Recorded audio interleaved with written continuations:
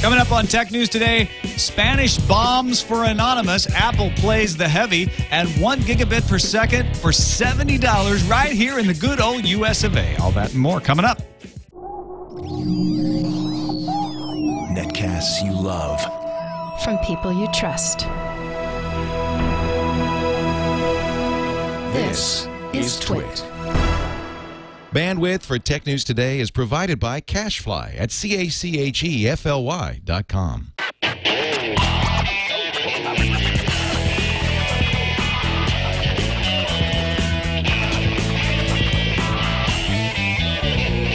This is Tech News Today for Friday, June 10th, 2011. Tech News Today is brought to you by Squarespace.com, the fast and easy way to create a high-quality website or blog. For a free 14-day trial, go to squarespace.com/TNT and be sure to check out their annual plans for a savings of up to 20% off. Welcome to Tech News Today. I'm Tom Merritt. I'm Sarah Lane. I'm Iyaz Akhtar. And I'm Jason Howell. And Sarah is back with us finally, but she has to wear sunglasses. I do, yeah. I'm sorry I missed a couple days of work. And you have to be on Skype. I know, yeah. I'm at home, actually, because some people that I work with, and I'm not going to name names, said, Jeff. Hey, Sarah, if you have a contagious pink eye, do not come to Petaluma or we will hate you. So here I am. It was the mayor. Skyping. But in solidarity with Sarah, we're all wearing sunglasses. Yeah, And I really appreciate you glasses. guys. You guys are kind of the best. You I might might not have be, to take these off. You may not be able to make it through the whole show like that. We'll see if I can make it. So I don't think these sunglasses are actually going to affect me. I think I'll be able to find our first show. Spam arrests trace Annons for bank hack. What? Oh, whoa! Spain arrests 3 anonymous members for bank hacks. This was announced today, although I believe the arrest may have been made earlier. Even in as far back as May. The arrests were made in Barcelona, Valencia, and Almeria. National police identified the 3 arrestees as local leaders of Anonymous suspected in being involved in attacks against websites belonging to Sony, Spanish banks BBVA and Bankia, Italian energy company Enel, and the governments of Egypt, Algeria, Libya, Iran, Chile, Colombia, and New Zealand, because it's Oceania Spring. And they're having all of those protests in New Zealand. Now, it had to do with the New Zealand copyright law, probably. Spanish police say a computer seized in the home of a 31-year-old in Almeria sometime after May 18th was used as an IRC server to coordinate the attacks. The investigation was begun back in October 2010. In response to the hackers overwhelming the Spanish Ministry of Culture's website, they're also accused of going after the elections website in Spain. And this is not the first time anonymous members have been arrested, but Anonymous, as you can expect, has already responded with the typical don't forget, expect us. Yeah, we're going to wait for that video from YouTube where they have the text-to-speech going on and that horrible, horrible music. What do you think of the fact that these guys are caught in Spain? I mean, we've seen a lot of things with NATO saying that we're going to have a cyber red team or whatever they're going to call that, and the EU's talking about cracking down on these guys.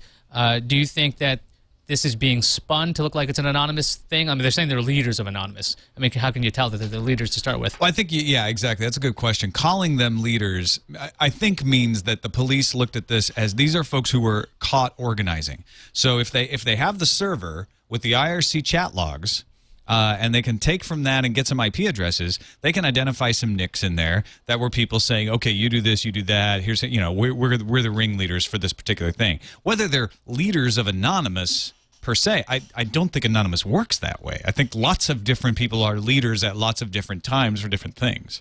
I guess that depends if they were part of a non-ops. Yeah, exactly. They may be part of a non-ops. They may have been, you know, they may be called a leader because they were the op of a chat room. But as anybody knows, the op of a chat room is often the least involved in what happens in the chat room. It could just be a big Well, it sounds like, I mean, one of the computers that was seized was involved in a variety of cyber attacks. So it's like they can call them anonymous and say, well, you know, the group that spun out of 4chan, and there's all this talk about Anonymous, but it's really sort of, if you have enough evidence that enough bad stuff was going on, then they are a leader in cyber attacks, no matter who they're affiliated with. And you have to add to the fact that low-orbit ion cannon was used for a lot of these website attacks, for denial-of-service attacks, and was used insecurely in ways that showed off IP addresses. So I'm surprised they haven't found more people, to be honest. But it looks like they're trying to target people most responsible. Remember, though, that they let these guys go on bail. All three of these folks have been released without bail, actually, pending formal charges. They're going to be charged with forming an illegal association to attack public and corporate websites, a charge that carries a potential sentence of up to 3 years in prison. I'm sure while they were in prison, nothing happened to their systems. Like, they're not tapped or anything. You know, I mean, they should go right out and go and actually have unencrypted communications with anonymous people too. Yeah, I don't think they'll just do hide. That. No, but the fact that they were released without bail implies that they don't have a lot on them yet. I don't know how the Spanish system works. So. Yeah. Anonymous is currently targeting the site for Turkey's telecommunications communication presidency. Turkey's having an election right now, and the government now wants to impose a new filtering system on the 22nd of August that will make it possible to keep records. So Anonymous says, we're after you, Turkey, until you give up the filtering system. Also in hacking news, personal data stolen from UK developer Codemasters. They make a lot of good Xbox games. British developer says that names, addresses, email addresses, phone numbers, dates of birth, passwords, IP addresses, Xbox gamer tags, and biographies were all compromised. Do we know if any of that data was encrypted, or is it just unencrypted plain text? Some of that data was encrypted. Some of it was not, but it was all taken. It was all accessed back on June 3rd. So a lot of people upset that it took that long to figure it out. Yeah, we saw some, or to let people know. I mean, some people actually sent emails to TNT telling us that they received this hacking notification, and it's just another site that came down. But the other thing is the website itself is down. Codemasters took it down themselves, right? It wasn't that the site was hacked and removed. It was Codemasters who took it down? Yeah, in response to the intrusion, Codemasters removed their website and said that they will not be putting it back up until later this year. They're going to launch an entirely new website later this year. They advised users to change their passwords if they're using the same password elsewhere. Once again, emphasizing that you need to use different passwords, different sites. Page. Yeah, exactly. Yeah, we got a Facebook page. Just check us out there. It's actually probably a good excuse for them to get a lot more fans or likes on their Facebook page. But I mean, it always comes down to this. The stuff was taken. There's nothing that they can do about it.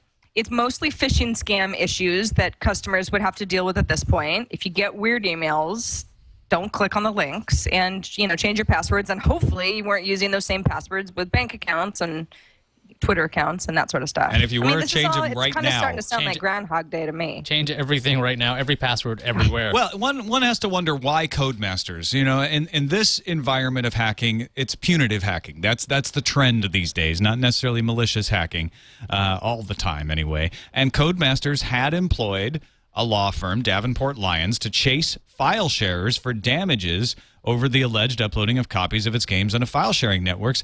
That's one of the reasons Lulzsec attacks people. That's one of the reasons Anonymous attacks people. I'm not saying that either one of those is responsible for this particular hack. I'm assuming they weren't, or they probably would have taken credit for it by now.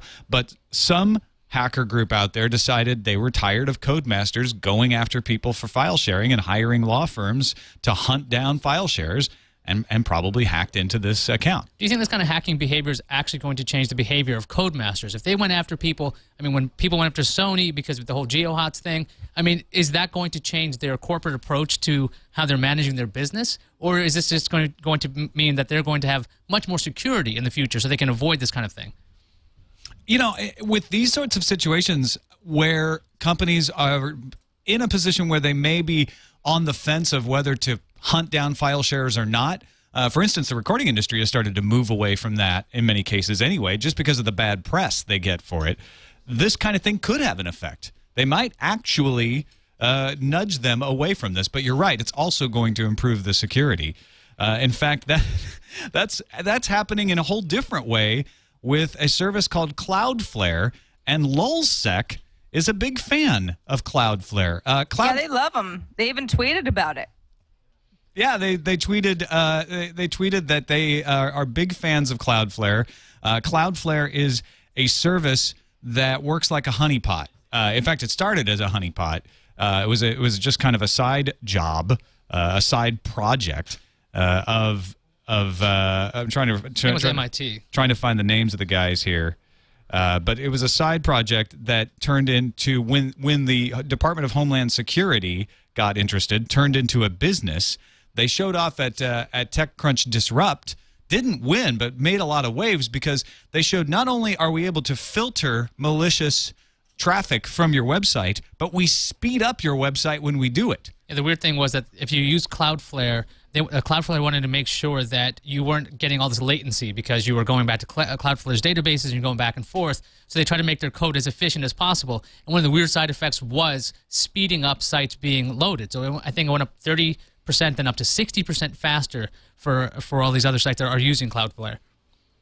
Well, what's great about this, it's all kind of obviously on Cloudflare's side of things. They're like, well, we're not necessarily wanting to be associated with LulzSec, but they are using our service, and LulzSec has gone public to say, hey, this is a great service.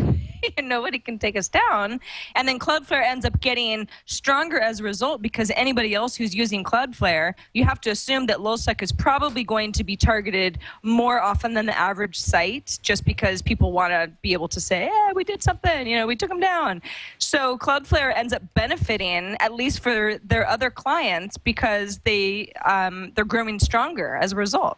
Yeah, kind of neat. Exactly. Cloudflare, if we haven't made that clear, Cloudflare works by being improved by every attack.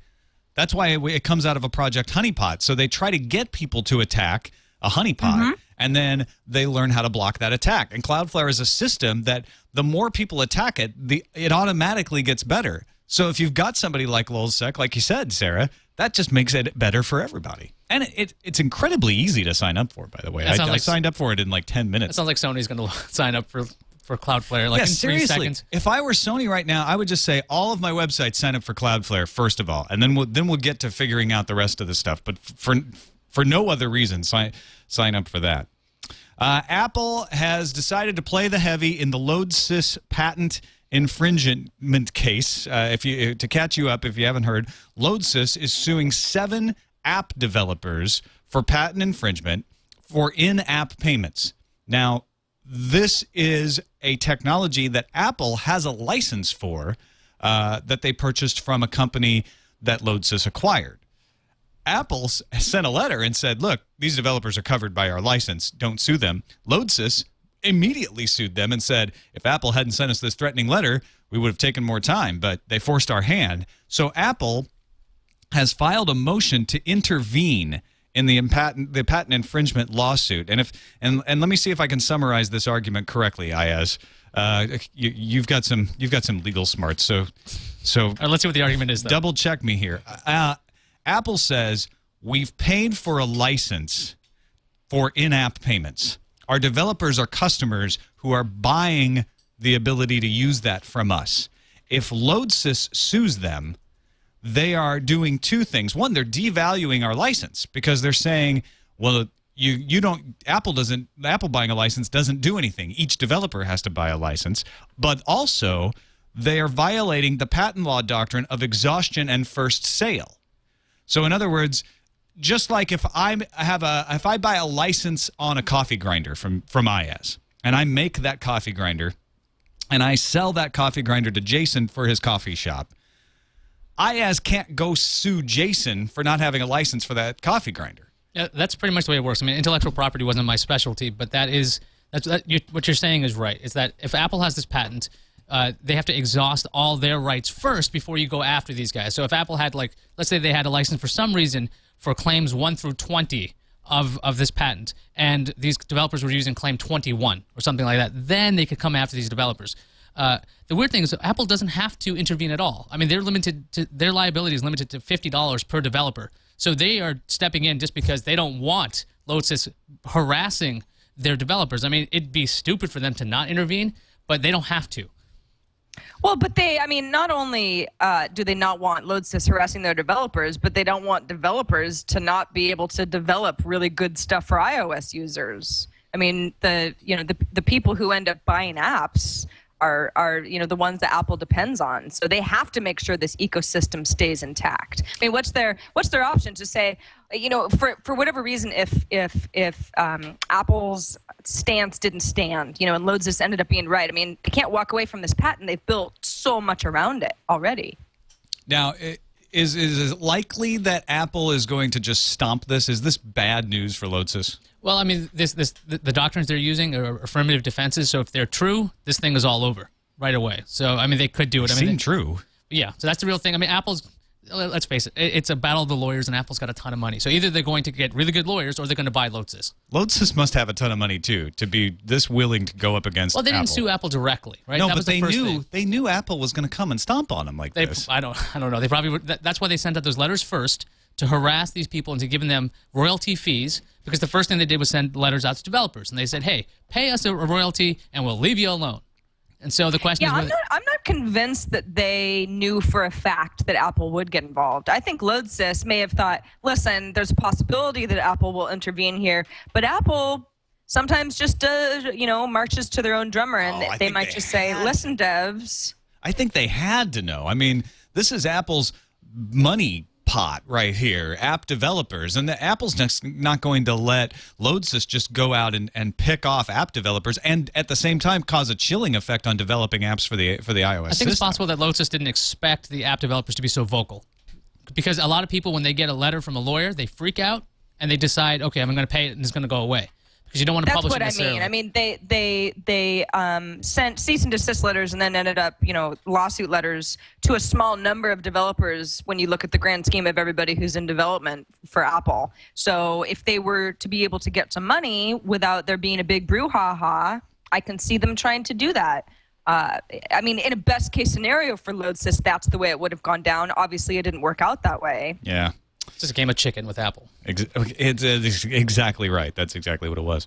All right, let's take a quick break and thank our sponsor, Squarespace. They are the fast and easy way to create a high-quality website or blog. You want to talk about putting your data in the cloud in a reliable place, Squarespace is the thing. If you are needing a website, or if you've got a website or a blog, and you want to not have to worry about tweaking every single little thing every time you want to change the appearance. If you want to not have to worry about monitoring those software updates and updating your blog software all the time, get Squarespace. Get on Squarespace right now. It's got an easy-to-use UI. You can be set. They've set world records setting up blogs on Squarespace, according to the Universal Records database. Did it on NSFW show. It is super simple to set up. You can import your blog from pretty much any blog service out there, like Movable Type, Typepad, WordPress, Blogger, all of those. And then once you're in, it's easy to set things up. It's easy to tweak. And you've got 24 hours a day, 7 days a week, online resources and a special support team at your beck and call to help you make your experience perfect. In fact, if I were an enterprising someone out there who really, had some extra time and wanted to make some money, I'd start going out to other places and saying, hey, for a small fee, I'll set up a website for you. Set them up on Squarespace. You can charge them like, I shouldn't say that. I was going to say, you can charge them for weeks of work when it'll only take you like 10 minutes, but you can't, don't do any fraud, but it's an easy way to start up websites, and your clients would actually benefit from it because then they would have reliable Squarespace behind it. Squarespace can handle them from then on out. You can just get them set up. Anyway, for whatever need you got, check them out, squarespace.com, and we thank them for their support of Tech News Today. Got an email earlier this week from Chris Mitchell about something going on in Wisconsin. Now, we didn't get a chance to get to it until today, but the news is hitting the fan. Lobbyists have inserted a provision in the Wisconsin budget bill to kill something called WiskNet. WiskNet is a co-op network providing ISP services to libraries, schools, local government, and the University of Wisconsin system. Additionally, the language requires that the UW Extension Service return federal stimulus funds that have started building a network that will connect schools and libraries in 4 Wisconsin towns. WiskNet is not selling connections to residents, so this is different than what happened with Time Warner in North Carolina, where they tried to stop municipalities from creating networks and selling to customers. This is a question of whether local governments can use a network they build and operate collaboratively with other public institutions. So the University of Wisconsin-Madison, for instance, might be working on a portion of this network and then then contributing it to other libraries, other parts of the UW system, other schools and libraries in Wisconsin. And this provision would make that illegal. Yeah, I mean, if you look at the law, it's overbroad. Another one of these cases where you have an overbroad law making way too many things illegal. So, I mean, the question is, does AT&T have its evil intentions on them? Is that what they're doing again, or is this just simply somebody just wrote a bad bill? Well, I think what's going on is there's ideology clashing with reality, and AT&T is stepping in. We don't know for sure that AT&T put this provision in here, but it seems likely that they at least could have lobbied for it. They come in and say, look, you shouldn't. It's a conflict of interest to have any member of the UW system be a member or a partner or a board member on some company that provides competing services to us. That's a conflict. You should outlaw that. And so that's what this language in the bill does. It prohibits the Board of Regents, the UW system, any UW institution, or the UW extension from becoming a member, shareholder, or partner with any company, corporation, and any kind of venture that offers, resells, or provides telecommunications services or information technology to the general public or private entity or any public entity. And so that public entity is the crux there. It says if you work for the University of Wisconsin, you can't create an IT service or a telecommunications service and offer it to another part of the UW system, or the municipal library, or the elementary school. Things that hurt educational institutions usually are just terrible in general. I mean, when I was in school, this stuff, you needed this infrastructure to work, because I think this also would take Wisconsin, their universities, off of Internet 2 as well. So you won't even have access. Because they're providing telecommunications service to other members of Internet 2. Right. That violates this law. Yeah. I think there's going to be a fight. In fact, at muninetworks.org, Chris Mitchell writes, if Starbucks were as effective as AT&T at lobbying public institutions would be prohibited from owning or using instant coffee makers. Because, you have an instant coffee maker and then you provide that coffee, you're competing with Starbucks. That might be a little bit overbroad as an analogy, but you get the idea, which is you're limiting the very thing that created the internet in the first place, which was public institutions that can do things that private institutions sometimes aren't nimble enough to do, or actually it's not even nimble, it's private institutions don't want to take the risk to do, to create something. Yeah, I mean, if you think about it now, I don't know how anything could get done or standardized now compared to when the internet was being created, or even just regular things like power outlets being standardized as a thing. I mean, it seems like when corporations get involved with their own private interests, sometimes the public suffers. Exactly. So this law may be settled by Tuesday, but check out the link at muninetworks.org if you want to learn more about it. Also, an anti-AT&T story out there that I don't think is as damning. Politico has a story implying that cash AT&T donated to groups like the NAACP, the Gay and Lesbian Alliance Against Defamation, the National Education Association, was used to get those organizations to support the AT&T T-Mobile merger. These donations sometimes go as far back as 2009. For instance, NAACP received $1 million contribution from AT&T in 2009. AT&T, like any other large corporation, gives large charitable donations out in vast quantities as a tax dodge, not a tax dodge, but it's what they do. Right. It's for public relations. They have an incentive. Yeah, public relations, and then there's all kinds of tax implications where they do this. So the fact that these happened in 2009, unless it says on the memo line, we're thinking of T-Mobile merger, I don't really think that there's any real connection here. There's lots of fair questions to say, well, does taking money from corporations influence these nonprofits into supporting what those corporations do? And I think that's always a question in a nonprofit. But whether you can make a direct line saying the reason the NAACP supports the T-Mobile AT&T merger is because AT&T at one time donated money, I think that's drawing too straight of a line. Although they could be, okay, their past performance was we would get money, And if we now speak out against them, maybe AT&T will find another charitable organization to donate to. Yeah, it's more of an indirect influence if there is an influence. I'm more excited about the fact that California is going to get 1 gigabit per second fiber to the home service for $70 a month in Sarah Lane's hometown of Sebastopol, California. Yeah, we are. Woo! Sebastopol, California, population 7,000. 1 gigabit fiber, $70 a month. That's amazing. Wait, so what was the population again? 7,000. So they're not making this up. The SonicNet isn't making this up in volume or anything. It's $70 a month for a gigabit fiber to the curb for 7,000 residents potentially. That's not a huge revenue grab. So why is it so difficult for everywhere else to have prices like this? And this doesn't have a cap either, right? Well, why is it so difficult for SonicNet that they have to only roll this out to 700 homes in a small town in Northern California as a pilot program, and they're not even sure. Dane Jaspers, the CEO, we've talked to him on Triangulation, he's not even sure if $70 is the right price point yet. He thinks it is, but this pilot program is going to help him determine that. But this has been years in the making. The company also secured the contract to manage Google's 1 gigabit per second fiber network down at Stanford.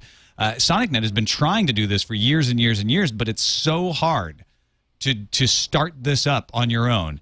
That to me is the big story here, is that they've actually overcome all of the obstacles put in their way by the likes of AT&T, by the likes of government monopolies and monopoly granting, and they're able to do this.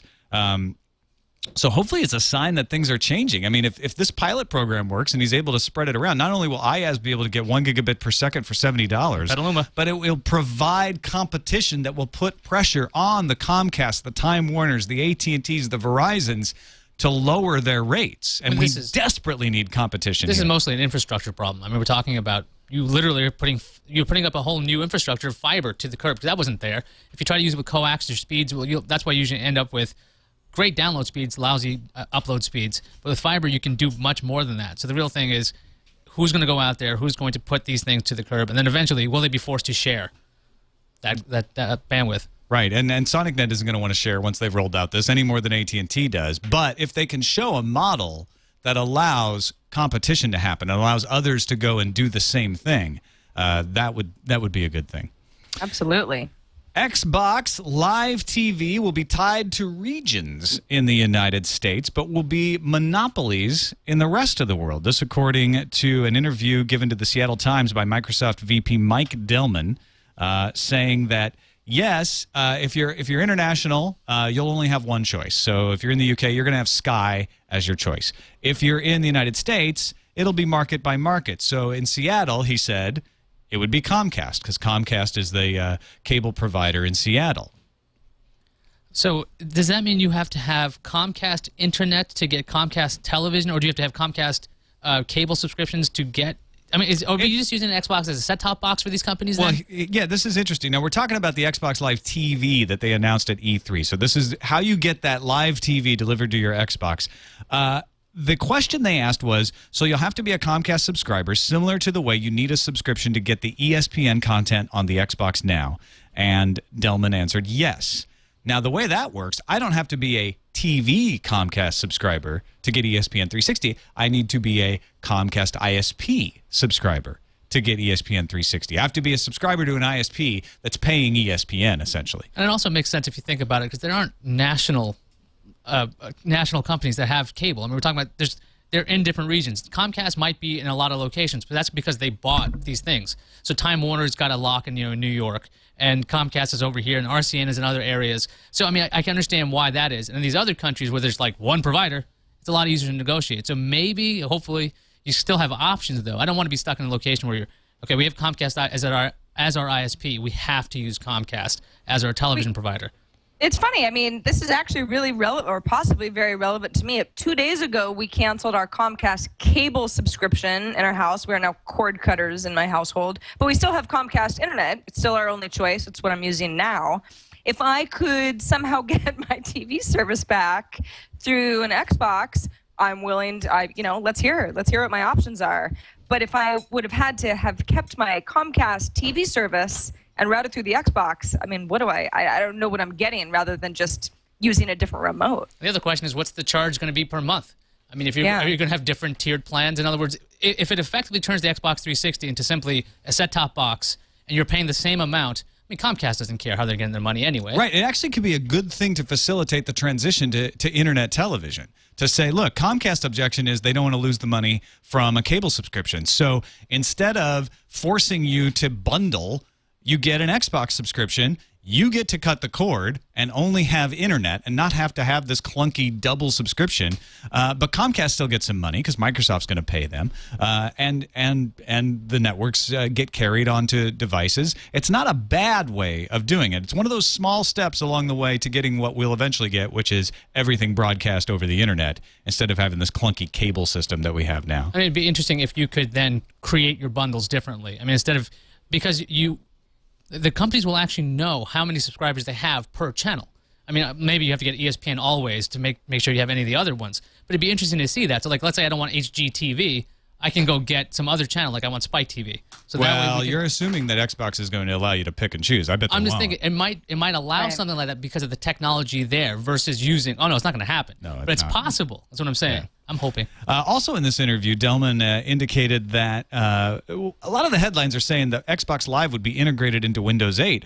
What he actually said is Xbox Live will be the pervasive media service across devices, whether it's us or Apple or anybody else. People want to be able to navigate through multiple devices in a certain ecosystem. So that's actually smarter to me than integrating Xbox Live with Windows 8. It's saying Xbox Live is going to become a system across devices. We don't care if you're on a Mac, a Windows 8 device, or whatever. You're going to be able to log into Xbox Live and watch your TV channels and check on your game scores, maybe even play some games. I mean, Xbox Live is that, or Xbox is one of the few brands Microsoft has that is still cool. I mean, if it was Zune, people would not be watching this. He said next year at E3, you will not just see consoles and handhelds at this show. Next year, this show is going to morph into other devices. You might see hand-holding elsewhere. You might see that. Just look out your front door. And now, the news fuse.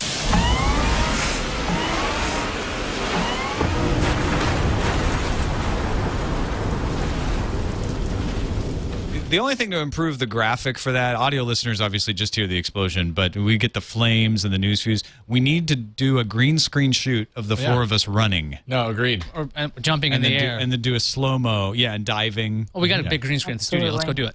All right. But then we lose somebody. Like someone has to die in the explosion. Why are you going to take it that far? I'll wear the red shirt. It's okay. Let's do it. Google continues its quest for world domination in advertising. This time, Google is in the final stage of buying AdMeld. AdMeld works with publishers to get the best prices for their inventory from different ad networks. Google would pay $400 million for AdMeld, assuming the government lets the deal go through, which is a big question. The CRTC has finished its review of usage-based billing and hasn't changed his mind much. Bell will be allowed to put in caps not just for its own customers, but third parties who buy access to its pipes. However, Bell must apply usage-based billing to all of its retail customers before it can implement the scheme with its wholesalers, meaning no grandfathering. Your move, Prime Minister. Spotify is one step closer to actually launching in the United States. According to All Things D, Universal Music Group has signed a deal with Spotify, but Warner Music still isn't on board. Neither Universal or Spotify have given any official statements, so don't hold your breath. The state of Alaska has released Sarah Palin's emails to the public. The only catch is you must pay about $725 up for them because the state is releasing only print copies of the emails. They said releasing the emails online is just not practical. However, a site called Crivella West, hosted by MSN, found it eminently practical and has already made the emails accessible, online, searchable, and free. WTF, Alaska. Some interesting stats. YouTube released some information about how users interact with ads. You think, oh, ads, skip them. Even though YouTube has a skip ads button, which appears after 5 seconds, turns out only about 30% of pre-roll ads are skipped. Google actually explained that people who chose to watch ads were 75% more engaged than the average user. So hopefully this sends a message to video sites. Give us the option to skip ads, and we might end up paying more attention to them. It's fuzzy math, but it just might work. Well, ads aren't evil if you actually want to watch them. Right, and advertisers honestly only want to show ads to people who want to buy their products. Right. Yeah, you know? That makes sense. People want to part with their Choice money. is good. The Android Market web store got a bit more useful for people with multiple Android devices. When you look at apps in the store, you'll see a notification that tells you if the particular app works on all your Android devices. Compatibility notifications are already available in the Android Market if you're on your Android device, but this little update brings it to the web. According to NPD's Blu-ray disc report, only 15% of consumers say they have used a Blu-ray player in the past 6 months. That's up 9% compared to the prior year, but it's still not the penetration people probably want. Blu-ray adoption has likely been impacted by the whole format war with HD DVD that happened a few years back, and more likely the proliferation of video-on-demand services. Facebook is testing a new feature called Happening Now, which is a real-time update section that shows off your friends' activities in a shorter form than the all-encompassing news feed. The feature is live for a small percentage of users. However, there appears to be a pretty major bug related to permissions. There's a possibility that photos may be viewable even if that photo has privacy restrictions via the Happening Now section. So, yeah, Facebook releasing photos. We added a news feed to your news feed. Also, we're spying on you. Yo, dog, I heard you like news feed, so I put some news feed in your news feed, and I called it Happening Now, but people might see it even if it's private. What's happening now, rerun? Now it's time for the randomizer. Randomizer. Okay, so we heard all about Congressman Weiner and the picture he put up on Twitter. Turns out Business Insider has got a lovely infographic up showing that congressional tweets are now down a remarkable 30% after Weinergate. So obviously, congressmen and women both thinking about this and saying, There's the infographic. You know what? I think that I'm going to tweet fewer times to prevent the possibility of me accidentally posting a photo of my underwear. Yeah, apparently. I love this. I think that the whole mistake was based on putting an at reply instead of a D for direct message. That's all it took for this thing to happen. So, safe bet, don't use Twitter if you don't want to put stuff online by accident. But here's what I love about this is like DM fails. Many of us have, I've had DM fails. That's why I actually stopped trying to DM anybody via SMS because I just never could quite figure it out. But I love the whole like, you've seen what happened to, look what happened to Weiner, and now he's in all this hot water. We should just stop using Twitter, or we might accidentally do the same thing. You know, it's as if he like slipped and fell into a puddle. Oops. You know? Or that amount was all. No, picture my boxer shorts. That huge difference could have been those illicit photos that they were. Oh, we should stop sending those now because people are nosing. Yes, Right, that's the gap. That's the reduction was the gap. in the It's Not percentage. the content. It's Twitter. Twitter did this. Time now for the calendar. All right, calendar time, everybody. To clarify from yesterday's announcement, Google made via Twitter that Chromebooks can be pre-ordered from Amazon and Best Buy. Got everybody excited. It's true for Amazon, but Best Buy's website actually says only that devices are coming soon. So they're probably coming soon, but you can't actually pre-order them via Best Buy just yet. The BlackBerry Playbook is rolling out internationally over the next month. The UK only has to wait another 6 days or so, but other recipients over the next 30 days include Hong Kong, India, and Australia, just to name a few. Duke Nukem Forever is real. He's a real man, and he's walking around again. The character has returned after 14 years. Duke Nukem, we're glad to have you back, buddy. You've been missed. iTunes in the cloud won't enter the UK until at least 2012, and negotiations are still at a very early stage. At least that's what a spokesman for the Performing Rights Society, a UK-based organization that ensures composers and music publishers are paid for their work. That's what they told The Telegraph anyway. And General Motors said today that dealers in all 50 states can take orders for the 2012 Chevy Volt, which will come in a model price just below $40,000, which is about $1,000 less than the 2011 model. So they found a way to save us a little bit of money. Yay, cheaper volts. On to the email to TNT@twit.tv. Mike wrote in and pointed us to a story that lots of people have been pointing out on Twitter, on Facebook, in our email box.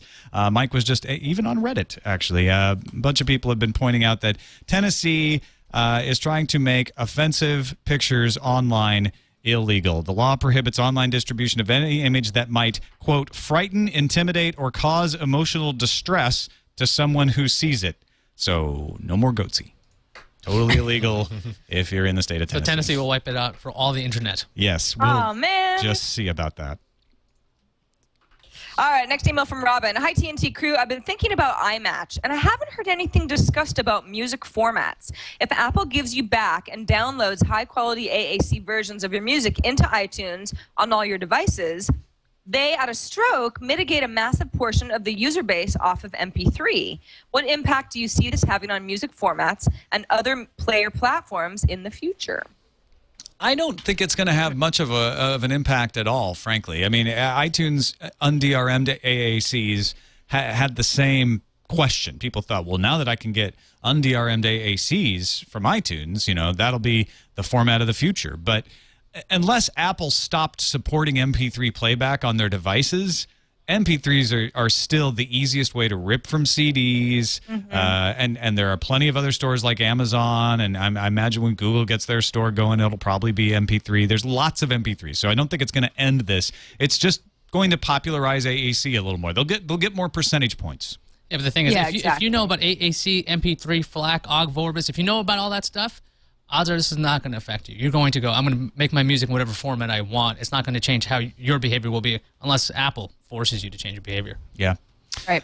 Thanks to everybody who submitted stories on our Reddit subdomain at reddit.com/r/technewstoday. iMacAZ had one, HR Himes, SA Jewers, PC Guy 999. Let's see, am I missing any? Chimeras 96, Beer_Wellington.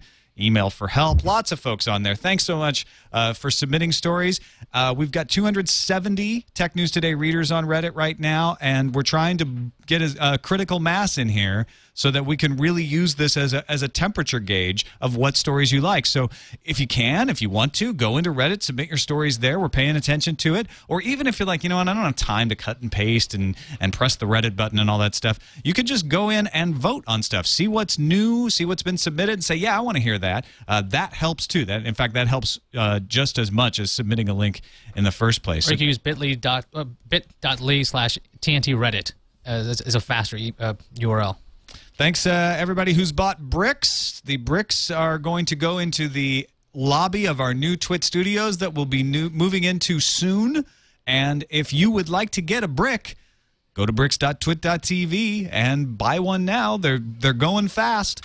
We're going to take that money, and it helps us get into the studio a little faster. But on top of that, it immortalizes you in brick. Yeah, you have a reason to show up. The studios, you just want to visit my brick. Oh, yeah. And hey, TNT, go ahead. All right, Sarah, I hope your eyes are back by Monday. I am already much better than I was yesterday. Anybody who saw my Instagram picture, sorry. I don't know. I wanted to share. I'm an oversharer. But, I put a tooth up on Instagram, so... You know what? That's true. I was just trying to one-up you. That's all I was doing. But I'll be back on Monday. Everything will be fine.